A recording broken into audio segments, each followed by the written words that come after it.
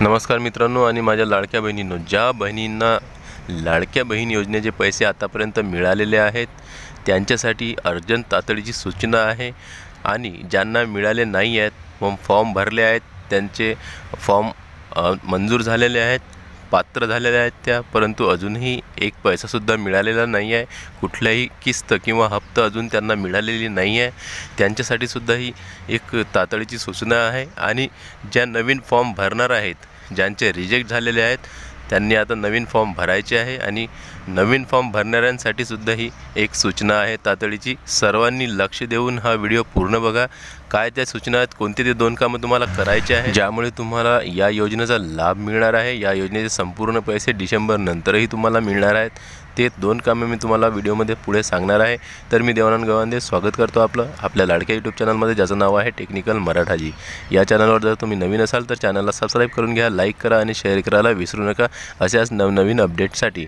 चला तर व्हिडिओला सुरुवात करूया। ज्या पात्र बहिणी आहेत ज्यांना सर्व पैसे मिळालेले आहेत, तिन्ही किस्तींचे पैसे मिळाले आहेत।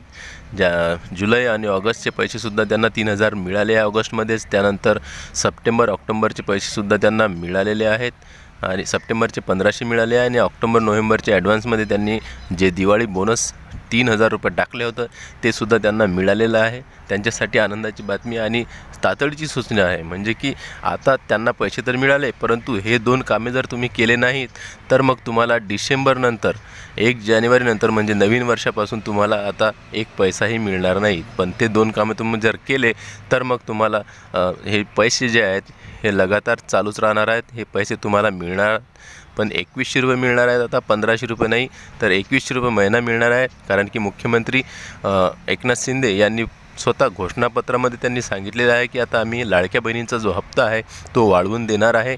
1500 ऐवजी त्यांना 2100 रुपये देणार आहोत आणि हे 2100 घेण्यासाठी तुम्हाला ही 2 कामं करावीच लागणार आहेत। तुम्हालाच नाही तर ज्यांना पैसे मिळाले नाहीत त्यांनासुद्धा ही 2 कामं करायची आहेत, किंवा मग जे नवीन अर्ज दाखल करतात त्यांच्यासाठी सुद्धा हे 2 कामं करणं अनिवार्य आहे। तर बघा, मुख्यमंत्र्यांनी आणि अजितदादा पवार यांनी सांगितलं होतं की नोव्हेंबरचे पैसे आम्ही म्हणजे डिसेंबरचे पैसे नोव्हेंबरमध्येच लगेच निवडणुका संपल्यानंतर, आचारसंहिता संपल्यानंतर लगेच आम्ही लाडक्या बहिणींच्या खात्यामध्ये टाकणार आहोत, पण अजूनपर्यंत पैसा आलेला नाही आहे। पण आता येणारा पैसा तो डिसेंबरमध्ये म्हणजे येणाऱ्या डिसेंबरपासून त्यांना टाकायला सुरुवात होणार आहे। कारण की मुख्यमंत्री यांची निवड अजून झालेली नाही आहे। एकनाथ शिंदे यांनी इस्तिफा दिलेला आहे मुख्यमंत्रीपदावरून आणि ते तात्पुरते मुख्यमंत्री राहणार जोपर्यंत की जे नवीन मुख्यमंत्री यांची निवड होणार नाही आहे, नवीन मुख्यमंत्री आपल्याला भेटणार नाही आहेत, तोपर्यंत त्यांचीच या पदावर नियुक्ती राहणार आहे तात्पुरती। आणि मुख्यमंत्री निवड प्रक्रियेमध्ये थोडा विलंब होत असल्यामुळे आता हे पैसे नोव्हेंबरमध्ये पडू शकणार नाही आहेत। कारण की आता जे पैसे आहेत ते मुख्यमंत्री निवड झाल्यावर लगेचच त्यांच्या खात्यामध्ये येणार आहेत। डिसेंबरमध्ये हे पैसे येण्यास सुरुवात होणार आहे। तर त्याआधी तुम्हाला काय करायचं आहे, सर्वात आधी एक काम मी तुम्हाला सांगतो ते तुम्ही करून घ्या।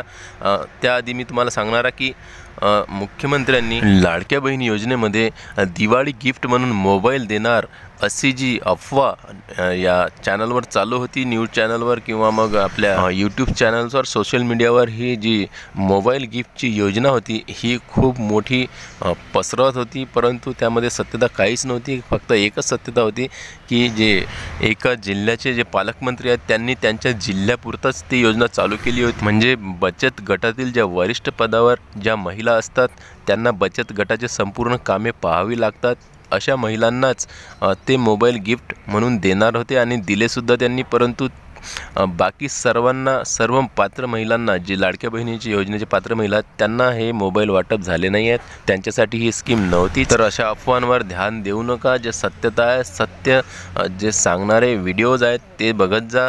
तर चला तर आपण पहिलं काम कोणतं करायचं आहे तुम्हाला, जे की तुम्हाला डिसेंबर नंतर 2100 रुपये तुमच्या खात्यामध्ये निरंतर येत राहतील, हे काम मी तुम्हाला सांगून देतो। तर सर्वात आधी तुम्हाला एक काम करायचं आहे की तुम्हाला तुमच्या बँकेची DBT करून घेणं आवश्यक आहे। तुम्हाला जी बँक DBT असते ते ॲक्टिव्ह असणं आवश्यक आहे, म्हणजे कारण बँकमध्ये तुमच्या डायरेक्ट पैसा जो सरकार असते योजनेचा, ते सरकारी योजनेचे पैसे डायरेक्ट तुमच्या खात्यामध्ये टाकत असते DBTद्वारे। आता हे DBT ॲक्टिव्ह कशी करायची असते ते मी तुम्हाला सांगतो। तुम्हाला तुमच्या बँकेमध्ये जायचं आहे, कारण की दर 3 वर्षांनी आणि बँकेचं जे DBT असते हे डिॲक्टिव्ह होत असते. लक्षपूर्वक आहे का, बँकेचं जे DBT असते ते दर 3 वर्षांनी डिॲक्टिव्ह होत असते. त्याला ॲक्टिव्ह करायसाठी तुम्हाला परत बँकेमध्ये जायचं असते आणि तिथं जाऊन तुमची KYC करून घ्यायची असते. म्हणजे आधार कार्ड वगैरे घेऊन जायचं आहे आणि तिथं तुम्हाला तुमची KYC करून घ्यायची असते. त्यानंतरच तुमचं जे DBT आहे ते ॲक्टिव्ह होत असते. तर अशा प्रकारे तुम्ही बँकेमध्ये जाऊन तुमचं DBT ॲक्टिव्ह करून घेणं गरजेचं आहे. जर तुमच्या बँक खात्याला 3 वर्ष झाले असतील, 3 वर्षानंतर तुम्हाला DBT करणं आणखीन आवश्यक असते आणि ते करून घेतल्यानंतरच तुम्हाला या योजनेचा पैसा तुमच्या बँक खात्यामध्ये येणार आहे. जर तुमचं बँक खातं नवीन असेल, तुम्ही यावर्षीच काढलेलं असेल, तर मग तुम्हाला तुमची KYC करणं गरजेचं नाही आहे. कारण की KYC तुम्ही केलेली असणारच नसेल करेल तर तुम्ही करून घ्या आणि DBT ॲक्टिव्ह करून घ्या.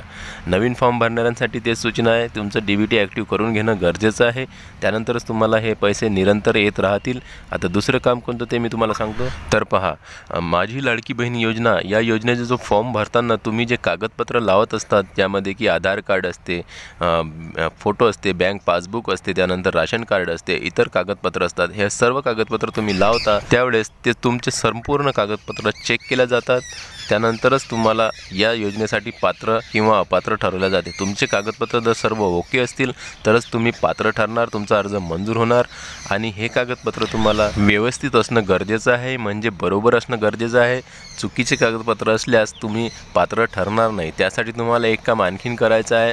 तुमचं जे राशन कार्ड आहे, आता बघा राशन कार्डमध्ये जे आहे KYC करणं चालू आहे. जर KYC केलेली असेल, तुमचं नाव त्यामध्ये असेल आणि तुमची KYC झालेली असेल तरच तुम्हाला या योजनेसाठी पात्रता मिळणार आहे. कारण आता सरकार राशन कार्डवाल्यांची जी KYC ज्यांची झाली नाही आहे त्यांचे नाव कट करण्यात येणार आहेत. सरकार आता त्यांचे नाव कट करणार आहे आणि त्या अगोदर तुम्हाला KYC करून घ्यायची आहे राशन कार्डची KYC केल्यानंतर मग तुमचा जो फॉर्म चेक केला जात असतो, तो चेक केल्यानंतर त्यांना माहीत पडते की यांचं नावसुद्धा राशन कार्डमध्ये आहे आणि म्हणूनच मग तुम्हाला पात्रता मिळणार आहे. जर तुमचं नाव कटलेलं असेल, तुम्ही KYC केलेली नसेल आणि त्यांना तिथं जर नाव तुम्हाला दिसलं नाही ऑनलाईन, तर मग तुम्हाला या योजनेचा फायदा मिळणार नाही आहे, याचा लाभ मिळणार नाही आहे. आणि राशन कार्डच्या KYCसाठी 31 डिसेंबरपर्यंत मुदतवाढ दिलेली आहे. आता 31 डिसेंबरपर्यंत तुम्हाला तुमची KYC करून घेणं गरजेचं आहे राशन कार्डची.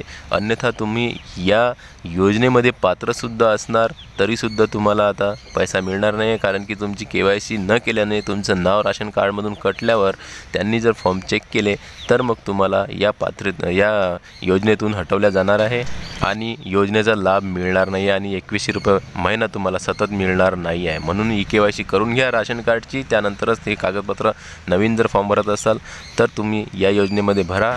तर ही 2 कामं तुम्हाला आवश्यक आहेत करणं. लवकरात लवकर करून घ्या. ही दोन्ही कामं सर्व लाडक्या बहिणींना करायची आहेत. तुमचं जर नाव राशन कार्डमध्ये नाही दिसलं तर मग तुम्ही अपात्र ठरणार आहात. त्यामुळे ही 2 कामं लगेच करून घ्या. व्हिडिओ आवडल्यास लाईक करा. भेटूया पुन्हा नवीन एका व्हिडिओमध्ये. तोपर्यंत जय महाराष्ट्र.